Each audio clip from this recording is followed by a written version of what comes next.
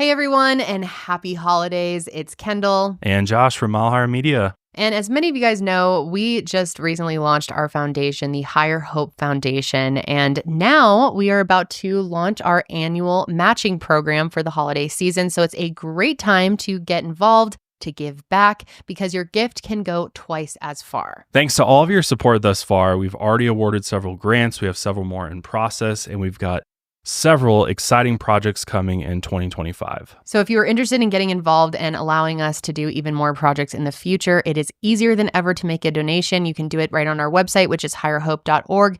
And we've launched a new feature where you can create your own fundraiser. And you can access that by going to the Get Involved tab on our website. So if you want your gift to be doubled right now through December 27th, Mile Higher Media will be matching all gifts. And just as a reminder, 100% of your donations will go directly towards impacting victims of violent crime. We just want to say a huge thank you in advance to everyone out there for all of your support, your generosity.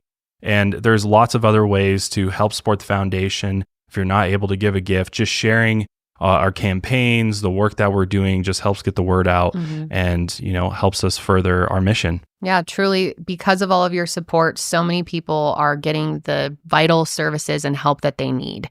And we're very, very grateful for your continued support. So thank you. Today's episode of True Crime with Kendall Rae is brought to you by Raycon. And thanks to their support and support from viewers like you, today I'm able to make a contribution to the Higher Hope Foundation. Raycon's everyday earbuds are a must-have for any audio lover and make a great holiday gift for anyone who is on your nice list. And even if they already have a pair of earbuds, chances are they could use a backup. With 32-hour battery life and multi-point connectivity that lets you pair with 2 devices at once. Raycon's everyday earbuds also come with active noise cancellation, which is a must-have feature for me. I get lash extensions and I always have my Raycons with me when I go because the lash artist plays her own music and I don't want to hear 2 different things at once. So I'm able to use my Raycon earbuds and cancel out all the other noise. And if you're interested in getting these as a holiday gift, now is the time to order because the cutoff date to make sure you get these in time for Christmas is December 15th. They're also weatherproof and sweat resistant, which makes them a great choice for working out. Most earbuds really hurt me, but Raycons never do. When I'm on a plane, I like to sleep and I can sleep right up against my earbuds and they don't hurt my ears. So if you want to pick up your own pair of Raycons, go to buyraycon.com/KendallRae to save big for the holidays and get up to 25% off site-wide. That's right, you'll get up to 25% off everything on Raycon's website when you go to buyraycon.com/KendallRae.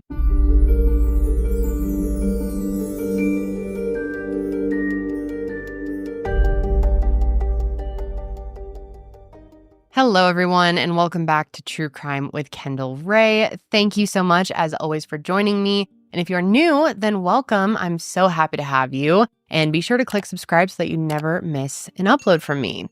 So, guys, today we are talking about a case that actually came in through my members-only request form. And when I started looking into the details of this one, God, it pissed me off. It's just so unnecessary, so frustrating. We're going to be talking about Shanti Cooper, Tronnes. Shanti was an amazing person. She was a wonderful mother. She was a very successful, very driven person who had a lot of friends, who was very loved by the people in her life. And her life was tragically stolen from her by her evil, monster, idiot of a husband, David Tronnes. She and David were doing some home renovations, and not just like little home renovations. The home was it was a wreck, all thanks to David.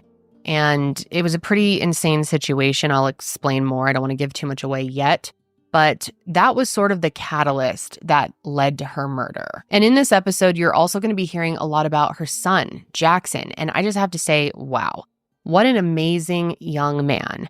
I don't know if I would have the strength that he has had even as an adult, let alone a child, but he is just so impressive for his age, so mature and so wise. His biological father says that he really takes after his mom, and I love that she sort of lives on through him since they are so similar. So let's just get into this case here because I have quite a bit to say. And right off the bat, I just want to say that obviously most of the time in my episodes, I spend quite a bit of time talking about the victim and who they were And I really like to do that. I really love to learn about people.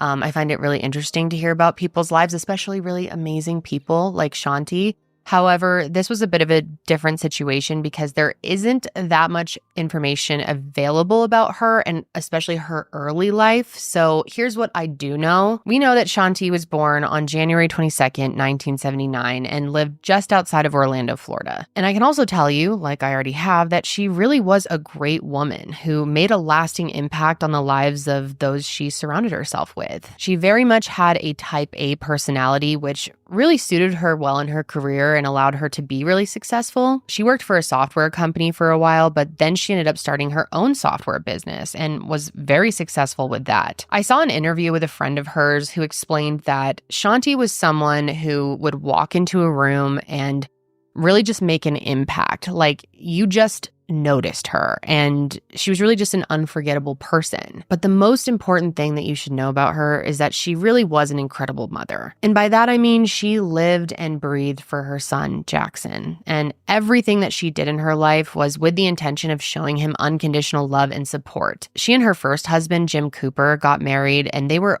over the moon when they found out that they were pregnant with him. He was really a huge blessing in both of their lives. And the way that Jackson speaks about his mother to this day just really shows you what an impact she made on him in the years that they did have together. It's really beautiful to see. And he's been very vocal in the media about what happened to his mom. And the biggest message that he shares is that she is so much more than a victim. He says that she was the best mom that anyone could have asked for. He remembers how the two of them would always do fun things like going to the movies and theme parks together. And even though she'd sometimes chicken out before going on the rides, as I probably would too, she would eventually gain the courage and get on those rides with her son. And Jackson was only 8 years old when his mother was murdered. And even though he's a young teenager now, his maturity and the way he speaks and has handled all of this is just truly amazing to me. She really liked to spend time with her family.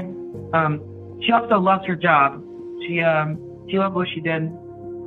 Can't tell you what she did at all, but she definitely loved her family. She loved our dogs. We loved theme parks. We'd always go to theme parks, once or twice a month. She was scared to go on a lot of rides. She chickened out like 4 times, but she still went. When work was done and we were able to relax, it was relaxing. Barbecues on the lake, just hanging out with friends, their kids, Jackson. Nothing crazy, just when it was time to relax, that's what we wanted to do. No matter what kind of day she was having, she'd always put a smile on her face. She wouldn't let the bad things that happened that day affect the moment. She was just a very great woman, and everything about her was outstanding. She was just overall the best mother that anyone could ever ask for. Now, going back to her first husband, Jim, at first they had a really great relationship. Jim says that the two of them met while they were both out one night and that they didn't leave each other's side for the next 16 hours. They ended up dating, getting married, and in 2009, they got pregnant with Jackson, who, like I said, was just the light of both their lives. And like I said, for a long time, things were good. But at some point, things took a turn, and Shanti was just very unhappy in the marriage. And that ended up leading her to be unfaithful to him, and they just couldn't work through things after that. And their divorce was not easy. It was actually pretty contentious, and Jim has talked about how, especially now looking back, he feels bad that he made it that way. And I mean, in the heat of the moment, divorces can get really messy and very, hurtful things can be said. It can drag on and just be absolutely draining and devastating for everyone involved. But eventually they got through it, they got past it, and they made sure that no matter what, Jackson knew that both of his parents loved him and that they were committed to raising him to the best of their ability. And so the two of them really did a great job of co-parenting, which is really all that matters at the end of the day, in my opinion. And that brings me to March of 2013.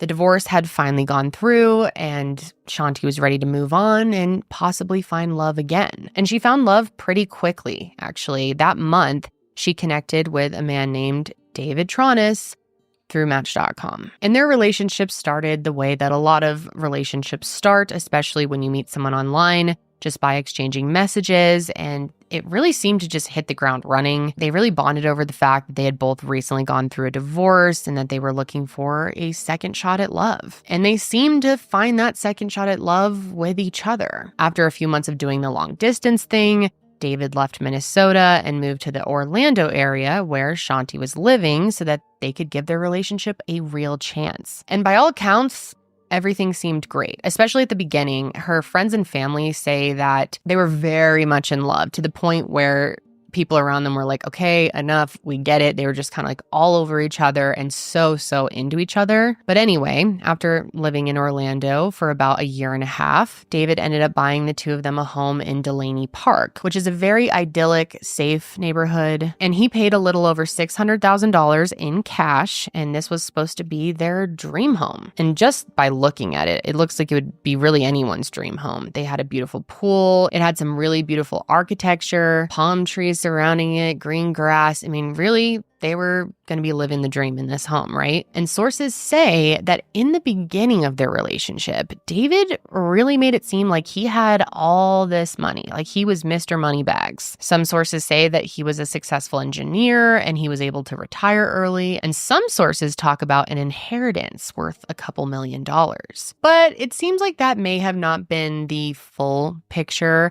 I mean, it's possible that he really did have all of this money and he was just really goddamn cheap.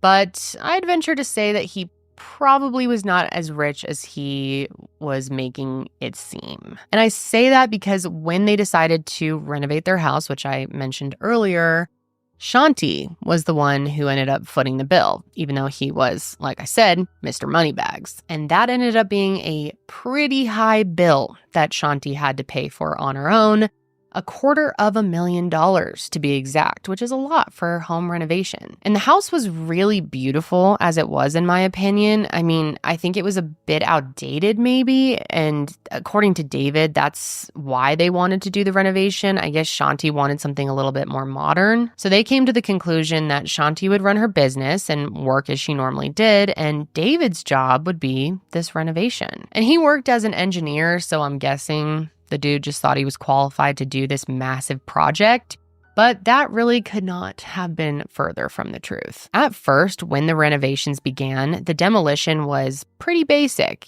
tearing down some walls, removing the floorboards, the usual. But as the months and then years went on, the house had become completely torn down to nothing. Like David just went wild with it and did it seemingly all at once. And I mean, literally not even the studs were left, okay? It was just destroyed on the inside, completely stripped down.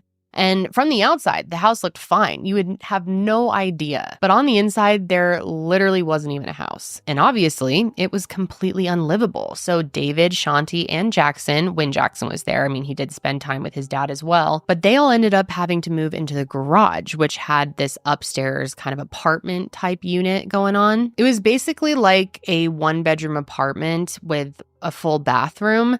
And so it was livable, but it was certainly not enjoyable or ideal. David actually slept downstairs on the couch because he said that Shanti snored and he would sleep down there with the dogs. And then Shanti and Jackson would sleep upstairs. They had like a little kind of kitchen area with a burner so that they could do some cooking there. But it certainly was not an ideal situation, especially when they had this large house next door that was completely unusable. And obviously, of course, people have to make sacrifices during home renovations, and they were definitely more than willing to do that. But this wasn't a 6-month or even a year-long project. Their house had been under construction practically since they bought it. And by April of 2018, almost exactly 3 years later, it was in the worst condition it had been yet. And when I say that there was barely a house left outside of the outside structure, I mean it. Like a strong wind could have taken this house down. And I think anyone after 3 years of this, much longer than they expected, would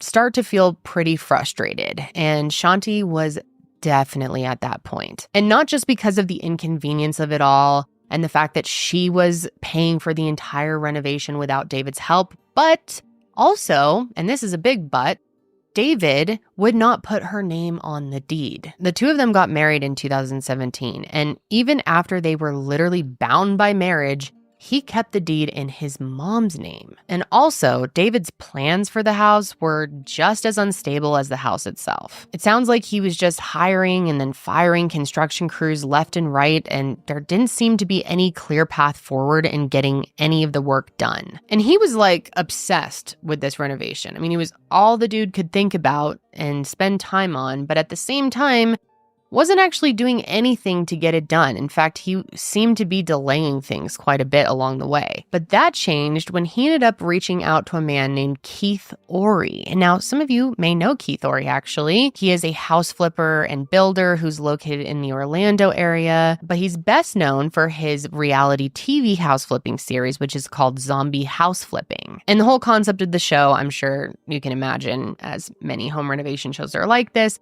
But since this is zombie edition, they're taking the worst houses possible and then flipping them into something beautiful. And considering the condition that their house was in, it was the perfect candidate to be on the show. It was a zombie house. In fact, Keith said that when him and his team first looked at the house, they realized that the only thing keeping it standing was 2 inches of stucco. He actually even said in an interview that he did not understand how this house was still standing at all. It was totally shocking to him and his team, but hey, great opportunity for their show, right? And of course, it was a big opportunity for David and Shanti as well. I mean, at the very least, their house would be livable again. So Keith, of course, pitched it to the network. They were on board. He got the green light, and they were on track to start filming in just a couple of weeks. But that episode was never filmed because on April 24th, 2018, 39-year-old Shanti Cooper's life was taken from her. That day, at 3:51 p.m., David called 911 to report that he had just come home and found his wife unconscious in the bathtub. He said that he pulled her from the tub but was unable to get her to wake up despite CPR attempts. And I actually do have the 911 call to play for you, so take a listen. Non-emergency, this call is recorded. Hello?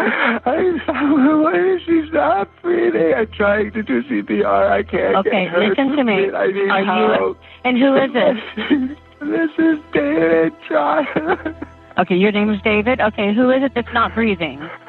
Her wife. Okay, sir, I need you to take a deep breath. Take a deep breath. What happened? I found her in the shower. And she passed away? Is she awake right now? No. Is she breathing? I can't wake her up. I tried to do CPR. I can't get her to breathe. Can you get her out of the shower?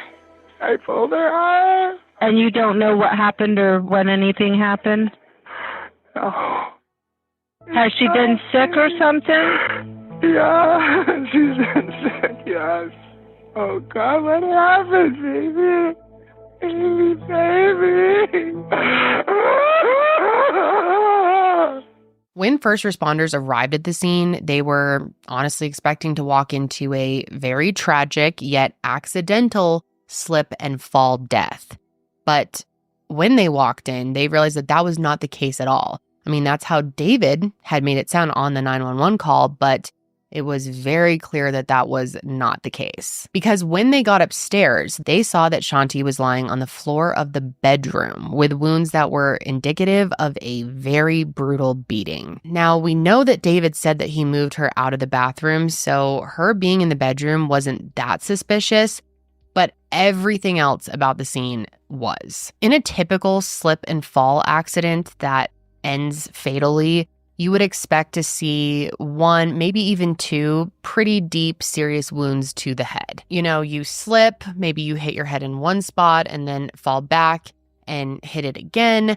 But that was not the case here. Shanti had a ton of injuries. First of all, both of her eye sockets were fractured. There was a hole in her cheek, a gash to her ear. Her nose was broken. She had bruising in several areas, and her hands and knees had abrasions on them. Another one of her injuries, which wasn't discovered until later on during her autopsy, was the fact that blood vessels in her eyes had burst, which is probably, as most of you know, a very strong indication of strangulation. In fact, strangulation was actually listed as her cause of death right next to blunt force trauma. So slip and fall, I don't think so. And what was also immediately sus, and one of the many reasons why David is such a goddamn idiot, is the fact that Shanti was completely dry. And everything was dry. The bathtub was dry. The floor was dry.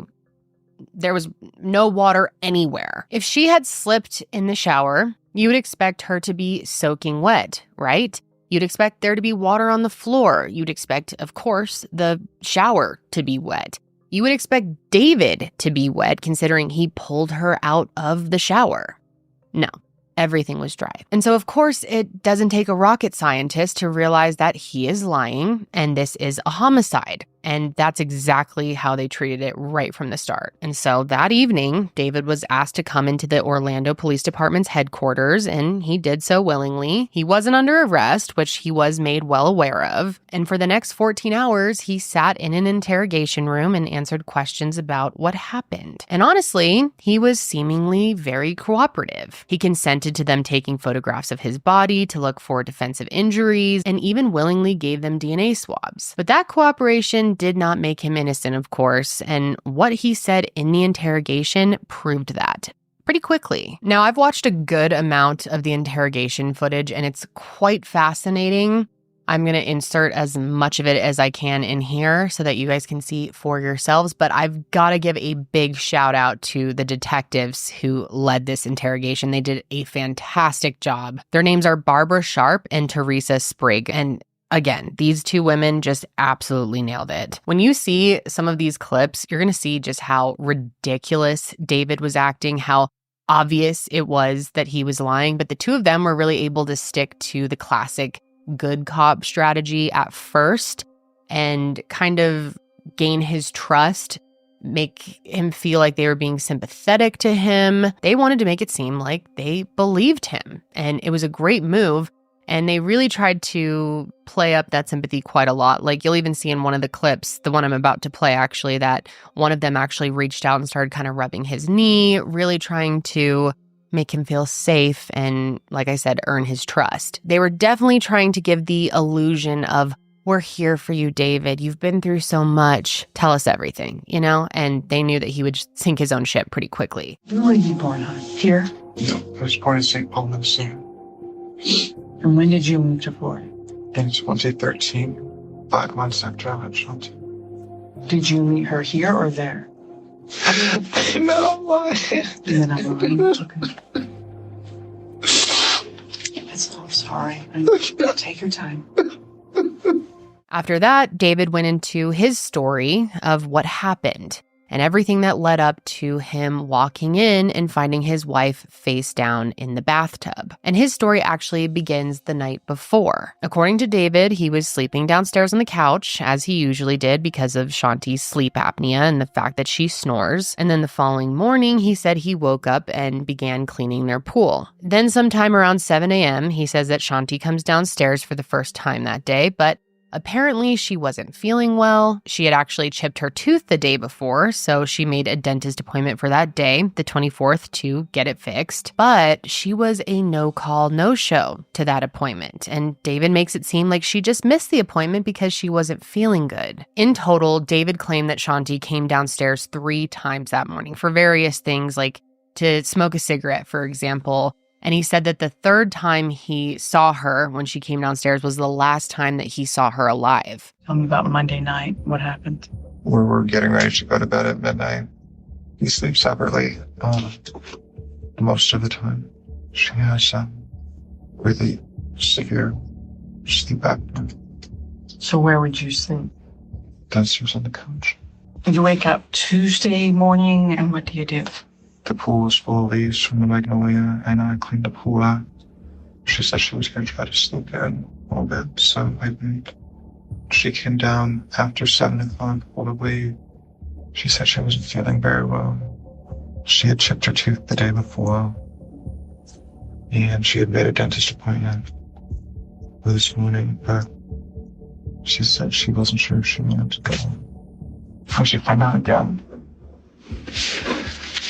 I'm so sorry. David then goes on to explain that sometime before noon, he left and took the dogs to the park where he spent 2 hours out walking them. And He sees nobody and then returns home around 2 p.m. From there, he says that he puts the dogs in their kennels, feeds them, and then returns to their backyard to clean up the courtyard and the pool for a second time. And in this next clip, you're going to see where he gets into finding her in the tub. And pay close attention to what he says about the water specifically. What happens when you enter the home? Is anything unusual?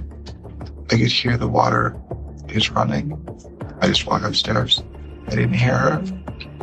She's not saying anything. Doesn't seem right. She's submerged partially. One of her legs is kind of sticking up and out a little bit. The water in the tub was tinged with blood. I pulled her out into the other room. I didn't know what to do. At first I tried to do CPR. She was still. I was losing it, and I thought I was losing her. Her clothing is wet? Yeah. She felt cold. I tried to lift her head. She's not responding. She has blood coming down her face. I grabbed the mattress cover and put it under her head. I wiped her face off again. I started crying. Okay, so we all heard that, right? David is claiming that not only was she in the tub, but that she was wet. Okay, make that make sense. By the time that first responders get there, she is just magically completely dry. Absolutely not. So obviously, his story is not matching the crime scene whatsoever, let alone her injuries. And on top of all those injuries that I've already gone over with you, she was also already in rigor mortis when they got there, which I'm sure most of you, if you consume a lot of true crime content or possibly even work in the field, know what rigor mortis is. But if you don't, it's the natural stiffening of the muscles that occurs after someone dies. And it takes several hours to set in. So what does that tell us? It tells us that David is lying about the time when she died. It had to have been much earlier than he says it was. In fact, detectives actually believe that Shanti died the night before. And on top of her body already being in rigor, they later discovered that Shanti's phone showed 0 activity on the 24th. She actually had a work text come in around 6:58 a.m. that morning, and there is just no way in the world that she would have gone the entire day without answering. That's just not who she was. She really was professional when it came to her job, took it very seriously, and she would not have just blown off a text like that for no reason. And the last activity on her phone was around 11:30 p.m. on the night of the 23rd. And that's around the time that detectives estimate that she was killed. So we will talk more about that later, but let's get back to the interrogation of David. So like I was saying, David was giving them a bunch of stories that just made no sense. And it felt like he was trying too hard to paint this picture of their happy life. And he also did something really strange that I wanted to point out. During his interrogation, he mentions that he and Shanti actually had sex 2 nights before she died. And another thing that's important to note is a couple weeks before this, she had her appendix removed, which can be a pretty intense surgery, and she really wasn't feeling well for a while. But that Saturday, he said that she was feeling better and that the two of them decided to have sex. We just found like a great rhythm, and we were both really, really happy. We were talking more, and it was great. We were really, really, really happy. And Saturday night, I think, was the first night that she really enjoyed just being kind of out and relaxing a little bit. Since her surgery, we haven't been able to have sex. And she wanted to try, and we did. Here's why this is strange, though. And it's strange for a couple of reasons, but one of them being the fact that no one had asked him anything about their sex life. He just offered this information up. But also what's very strange is that David mentions that while they were having sex, that Shanti ended up getting her period during it. And I'm telling you about this because detectives believe that this was his way of trying to explain why they might find blood on the bed and on the sheets. So clearly, David is just trying to get ahead of them, potentially asking about any blood that they have found. And the whole thing is coming across as very staged. It was messy. It was very messy. So are you saying that blood is got somewhere? It did get on the bedspread and it did get on the bed, on the sheet. Is there something covering that up now or no? We changed the sheets. So there shouldn't be blood on the bed now, or is there? There shouldn't be. She was bleeding when I brought her out of the tub. I would guess there is blood there. I would guess there is. I would guess there is still. We picked up the sheets and we looked it up. But here's what's interesting about the blood, though. When that room was searched, detectives found blood in places that made no sense with what David was claiming happened. Okay, sure. So they have sex while she's on her period and they get blood on the bed, on the sheets, whatever. But they found blood on the wooden bed rails as well as the interior side of the bed frame. It seemed like the exterior side of the bed was wiped down, but if you removed the mattress and stood in the middle of the frame, you could see fresh blood dripping on that interior side. And this was no period blood. And as you can imagine, by this point in the interrogation, these two detectives had enough of his shit. They were done playing good cop and they were ready to go full bad cop mode and just call his dumb ass out. Talk around in circles. Trust me, the evidence and her body speak for itself. And your story is BS. You either made a mistake or you're cold-blooded killer. Which one are you? The injuries that this woman sustained, absolutely 100%, in my opinion, not possible from a slip and a fall in a bathtub. Did you two argue? No, absolutely not. Did you harm Shanti in any way? Absolutely not. Did you choke her? Absolutely not. Did you strangle her? Without question, no. Shanti did not fall and get those injuries. Okay. Without question. For you to see the significance of her injuries up close and personal like you did and come up with this cockamamie theory that she fell and hit her head is just baffling to me that you thought we would believe that. You strangled her. There is no one home but you. This is not looking good for you. They also started asking him a lot about their living situation and the house and clearly what a stressful mess of a situation the renovation had been.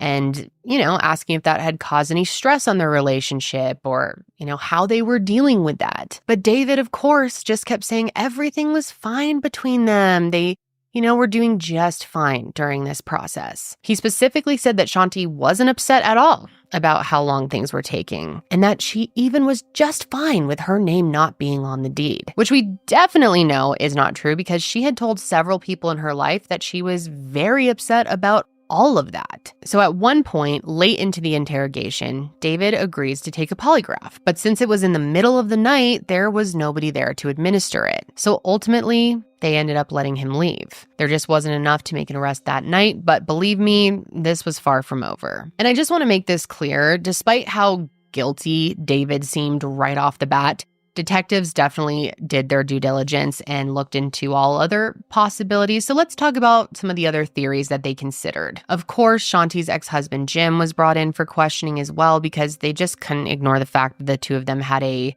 not so friendly divorce. But Jim's alibi was completely verifiable, not only for the 24th, but even for the night before. Plus, as time had passed, they really weren't on as bad of terms. So it just didn't seem like Jim really held any animosity towards her. Like I said earlier, the two of them were really co-parenting well, and they knew how important it was that both of them got along to some degree for his sake. Now, I'm sure a lot of you are wondering, where was Jackson when all of this happened? And he was actually at school on the day that his mom was killed. His father, Jim, ended up getting a call around 4 o'clock from someone at the school who was asking if he would be able to pick him up, even though it was technically Shanti's day to get him. And Jim said that he knew something had to be wrong because it just was not like Shanti to fail to pick up her son. But of course, he couldn't imagine how bad the situation actually was. he didn't know why she didn't come to get him. So after picking Jackson up, he said that he made the biggest mistake of his life. And I feel so bad for him listening to some of his interviews, but he ends up driving to their house with Jackson. And he said that he truly regrets that decision because by the time they arrived, he unknowingly brought his son to the scene of his mother's death, which was swarming with police officers and crime scene tape. So as you can imagine, that was very traumatic for Jackson. And I listened to an interview with Jackson, and he talked about how it really took him some time, obviously, to accept that his mother was really gone. Like at first, it just didn't seem real. I mean, poor kid was only 8 years old, and this was just so unexpected. It's hard to grasp at that age that your mother is there one day and then the next she's just gone. So of course it took him some time to really come to terms with what happened. And I'm really glad that his father has been able to be with him and raise him now on his own, but really help him through that pain and understand his emotions and feelings. I mean, Jim really does seem like an amazing guy, and I'm really thankful that Jackson has him. But anyway, let's get back to the other potential theories. So of course, another possibility that they had to consider was maybe this was a robbery gone wrong. Because when Shanti's body was discovered, she wasn't wearing her engagement ring. And her engagement ring was very important to her. It was something she was really proud of, and she always wore it.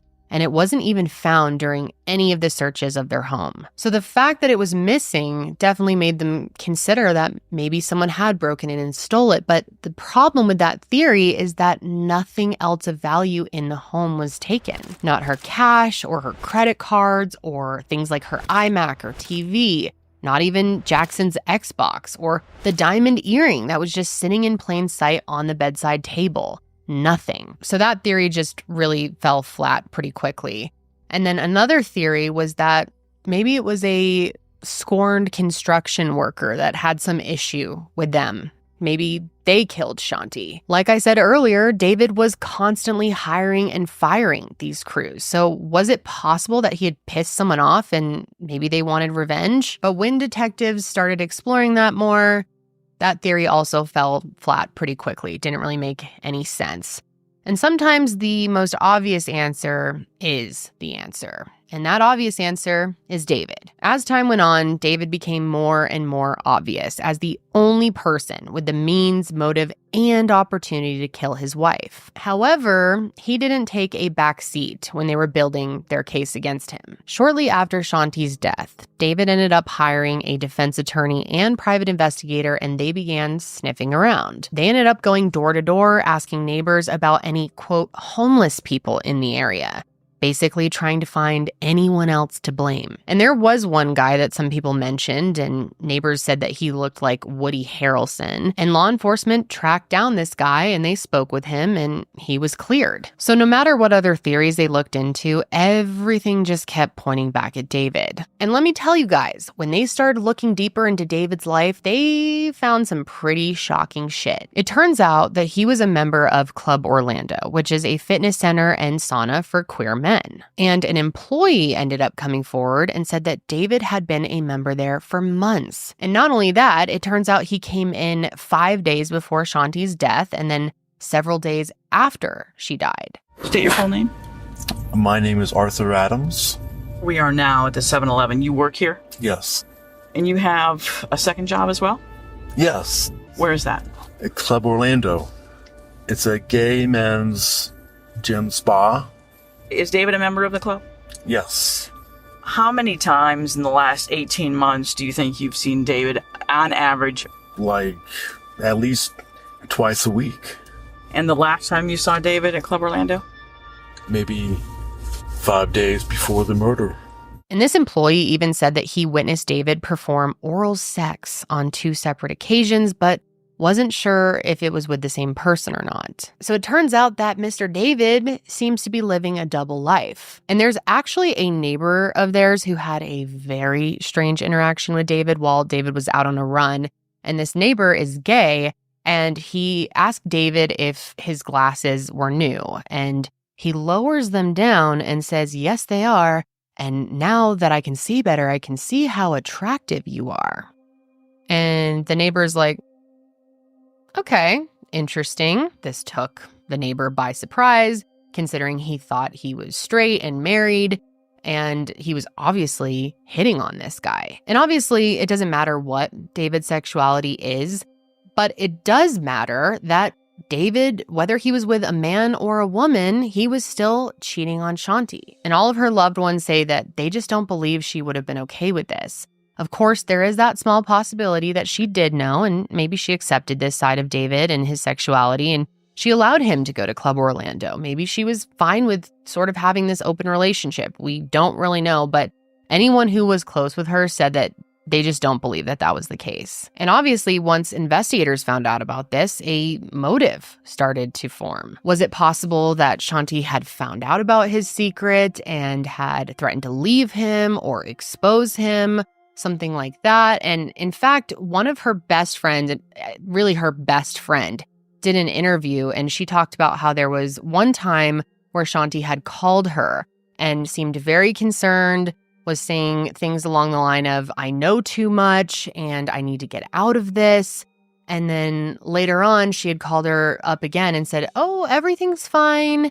And she felt like David was there when she made that call. So is it possible that she found out that he was living this double life and that made her angry about the infidelity aspect of things? Or she was threatening to expose him or something like that. Or maybe she just threatened to stop paying for the home renovation. Maybe she didn't know about his double life at all, but she was just sick of footing that bill on a project that really wasn't going anywhere, that he seemingly was just continuing to make worse. Also, she had a $350,000 life insurance policy in her name with David listed as the beneficiary. And with that plus other assets, he stood to gain about $1 million from her death. And as we know, people have been killed for a lot less. And on top of all of these other potential motives, their relationship, their marriage, certainly wasn't sunshine and rainbows. Not only was the house causing major problems between them, but Shanti's journal entries point to things being a lot worse than just house stress. In some of these journal entries, she wrote things like this: why do you treat the dogs better than me?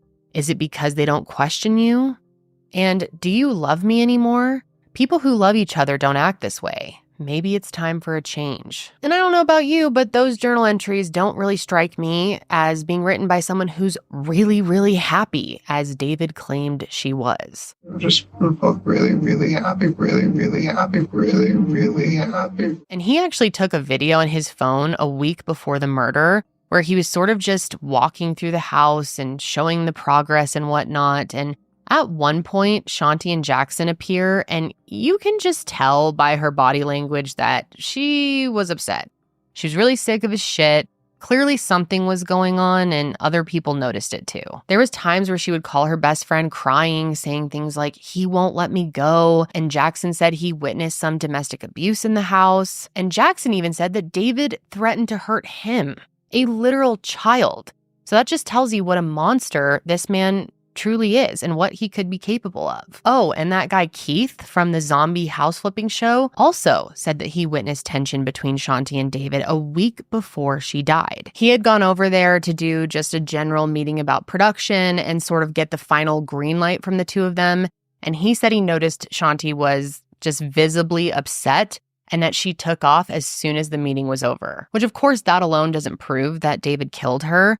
But it certainly does show you the dynamic between the two of them in the days leading up to her murder. In the end, though, investigators did determine that only one person could have been responsible for this, and that was David Tronnes. So on August 29th, 2018, David was arrested at his mommy's house where he had been living and was held without bail on charges of first-degree murder. And following his arrest, investigators searched his mom's house, and they ended up finding a crucial piece of evidence. Remember how Shanti's engagement ring was missing? Well, turns out David was the one who stole it. It was hidden in a suitcase in his room, and it's just further proof that some stranger didn't come into their house and kill her. And it doesn't end there. Because after his arrest, investigators got a tip that pointed them in the direction of his ex-wife, Carol. And it turns out that when David was still married to Carol, she just randomly got sick out of nowhere and could never really figure out what was wrong. And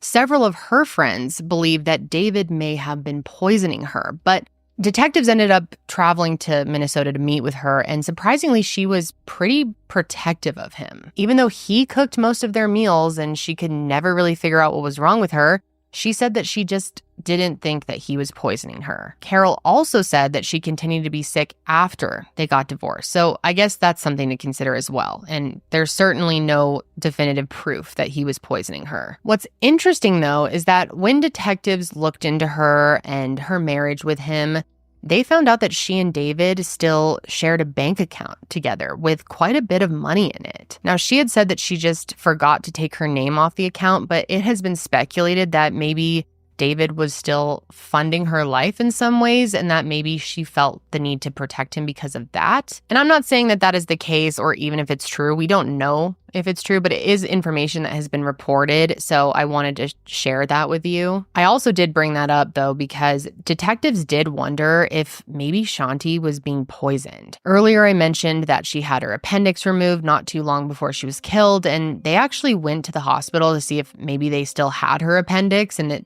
they could possibly test it for any type of poison. Unfortunately, they did not still have her appendix, so they weren't able to do that, but it was definitely something that they were considering. Like maybe David had tried to kill her in a non-violent way and then possibly resorted to something violent when that didn't work. On the poisoning note, though, while David was still in jail, his cellmate ended up coming forward and told detectives something really strange. He said that he and David were bonding over their shared love of hallucinogens. And David mentioned this type of tree frog that produces a poisonous sap. There are actually a couple of frogs out there that produce a hallucinogenic. So I'm not sure exactly which one he was talking about. But anyway, apparently, according to this cellmate, he told him that you can put it in salsa and kill someone with it. And not only did he say that, but apparently, according to this cellmate, David admitted to killing Shanti to him.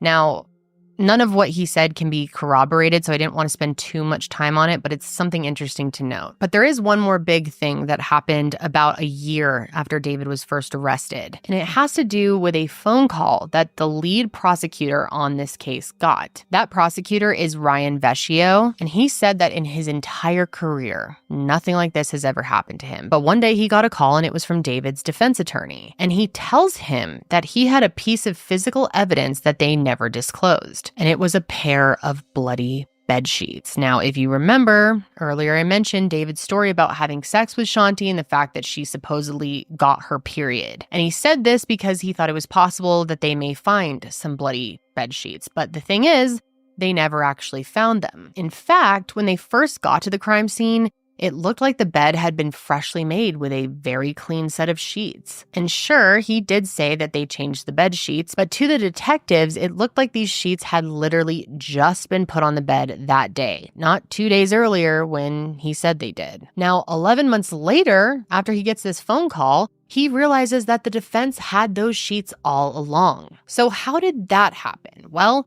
in total, there were 3 search warrants conducted on David and Shanti's home. It turns out that in searches 1 and 2, the sheets were there, and the truth is investigators just missed them. But they were there and they were up on a shelf. But by search number 3, they were just gone. And we know this because photos were taken during each one of these searches, and you can literally see on the shelf from searches 1 and 2 that the sheets were there. But by the 3rd search, the photo shows that those sheets were missing. I mentioned earlier that David and his attorney had hired a private investigator, and it turns out that this private investigator had found the sheets between searches 2 and 3, and he was instructed to collect them. And there's even surveillance footage from outside of David's house showing the PI carrying what could have been that evidence into a car. And the PI said that he was told that they were going to submit the sheets for testing to prove that the blood was from Shanti's period. Because period blood actually produces different protein than regular blood, so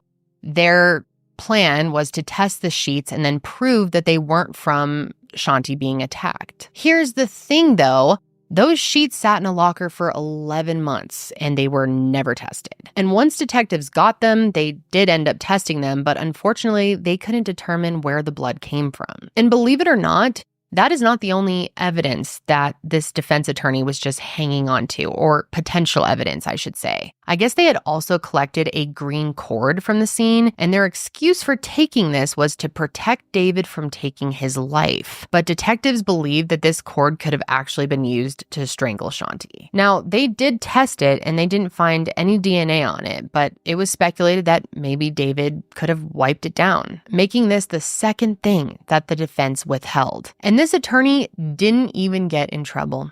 Imagine that. That's Florida for you, folks. And no shade to Florida. Beautiful state. I love it. My mom lives there. But wild things happen there, and people seem to get away with a lot down there. I will say that he did end up dropping David as a client, so I guess there's that, but yeah, whatever. So a different defense attorney took over the case in 2020, and he has had a lot to say about everything. So let's get into the trial now, because there's a lot to say about that. 5.5 years after Shanti's murder, David's trial began in October of 2023. After several delays pushed the trial back. And for a while, he tried to claim that he wasn't mentally fit to stand trial because he was diagnosed with schizophrenia. But a judge ruled that he was totally competent. So like I normally do, I want to walk you through what the defense was arguing and what the prosecution was arguing. And let's start with the prosecution. Earlier, I explained that detectives believe Shanti was actually killed the night before David said she died. And part of that theory had to do with the fact that her cell phone wasn't used until after 11:30 p.m. on the 23rd. Now, what I didn't mention earlier is the fact that only one of Shanti's diamond earrings was found on the bedside table. The other earring was still in her ear, which starts to paint a picture of what could have really happened. So during the trial, the prosecution painted a picture of a violent attack that occurred on the night of the 23rd while Shanti was taking off her earrings before bed. They say that while her head was turned to take out the other earring, David became enraged by an argument that they were having, and he began attacking her. This would explain why only one earring was removed, and also why she didn't use her phone at all the next day. It would also explain why there was so much blood on the bed frame, on the carpet, on the sheets, because that's where the attack happened, not some slip and fall in the bathroom. Now, as for what they believe enraged David, the prosecution argued a couple of things, and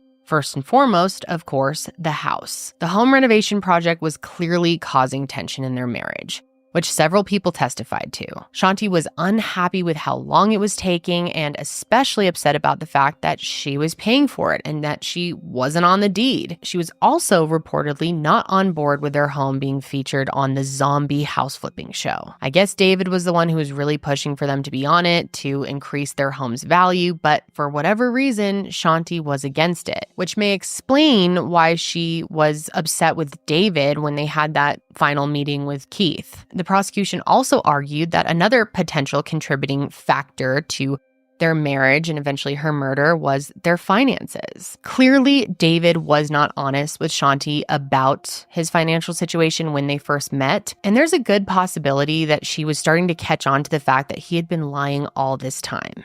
And even if he wasn't, the dude refused to contribute to anything, and all the burden fell on her. So yeah, she was upset. Who wouldn't be? And lastly, of course, there's the fact that David seemed to be living a double life. I did find out that they didn't bring up the whole Club Orlando situation during the trial because they couldn't ultimately prove whether or not Shanti knew about it. And I know some of her friends and family were frustrated by this. They were told that it just wasn't relevant because they couldn't prove that she even knew about it. But still, at the end of the day, we know that he was deceiving her. And it's possible that she confronted him and maybe it led to an argument that caused him to snap. Now, as for the defense, they used a strategy that I think is pretty common. In fact, it's very similar to what was used in the Maddie Kingsbury trial, which I covered recently. And that was the idea that detectives just zeroed in on David, that they had blinders on and failed to consider other suspects. However, the defense called 0 witnesses to testify, so it doesn't sound to me like they did much to create any reasonable doubt. And the jury clearly agreed because it only took them 5 hours to come back with a guilty verdict. And God, I'm sure that was an amazing moment for her loved ones. A moment that was a long time coming. Jackson said it was the greatest moment ever, knowing that his mom could finally get the justice she deserved and Keep in mind, he was only 13 years old going through the trial. I swear, though, he has more maturity than a lot of adults. His ability to stay strong, to not give up hope is something I really admire about him. And I really loved this small detail, but one of the detectives actually gave him a coin shortly after his mom died and told him that she wouldn't stop until she got her justice. And I imagine that is where he placed a lot of his hope. He even got up there and gave a victim's impact speech, which I can't imagine how hard that must have been for him to do at that age. And while he does get very emotional during it, he really stayed strong, held his composure. It's so impressive, and I really can't explain it well enough, so I just wanted to play it for you guys today. My mom was the best person I ever knew. She worked a lot, but she never put her family over work. Early 2018, she was taken from me and my family. It's like a hole in my heart that I can't fill or fix. She didn't die peacefully. She did not deserve anything that happened to her that night. My family and I have been waiting for about 5 years for justice. I miss her so much. I would have never thought the day before was the last time I would see my mother alive. I miss the times where we would go to Universal, or just the simple times, like walking the dogs or going to the park. She was the best mom I could ever ask for. That's it. I also wanted to play a clip of her ex-husband Jim's statement as well, so here's that. Your Honor, when Shanti and I were married, we tried for years to have a child with no success. It was an extremely difficult time for us, and we were about to give up when we got the wonderful news in early 2009. We did our best to raise him together, but as you know in life, it is not without its curveballs and heartaches. And when we divorced, as difficult as it was, one thing we never fought or wavered on was raising Jackson the best we could. He's tall like his dad, but he got his brains, his compassion, and his outlook on life from his mother. And her and I moved forward and continued raising a wonderful son. When this parasite came into our lives, he took something from us, and most importantly from Jackson. And what he took is not replaceable. It is something that I struggle with every day. He lost a good parent. As I've struggled to understand, to this day, the only word I come back to is evil. After today, her name will be spoken every day by someone who knew her and loved her. She will be remembered and thought of every single day because of who she was and is. People will know her, will look at him and know she is inside him and smile. And because of all this, she will never be forgotten, and she will always be with us. Lastly, Shanti's stepdad also spoke, and I wanted to play that for you as well. This has been a long, long, long time for us to see justice done. What this has done to me personally, this was more than my stepdaughter, this was my daughter. And what I go through every day, it's hard to put into words, but yet I need to express. I suffer so much with PTSD. This has affected me so much that it withdrew me from my grandson. Because every time I thought of Shanti or my grandson, the last time I saw my daughter, we were together. So every time that I think of Jackson, it brings to my mind my daughter, and it upsets me. And all I can pray is that now that we can go forward from this day forward, and we can rebuild our relationship that we had. I suffer so bad when I was a happy-go-lucky person, laughed, joked all the time with everybody. Now, I am in constant anger. That, not really anger, but I just lash out at sometimes at anybody or everybody for no reason at all, because I am so angry and deep inside, hurt with the injustice that was done to my daughter. So in the end, I'm so happy to tell you that David was sentenced to life in prison, which is a fraction of what this monster deserves, in my opinion. And I know I say this a lot, but for as great as these guilty verdicts and tough sentences are, it doesn't bring the victim back at the end of the day. Nothing will bring Shanti back. Jackson will have to live without his mom forever. And I'm just so glad that he has his father who is committed to keeping Shanti's memory alive.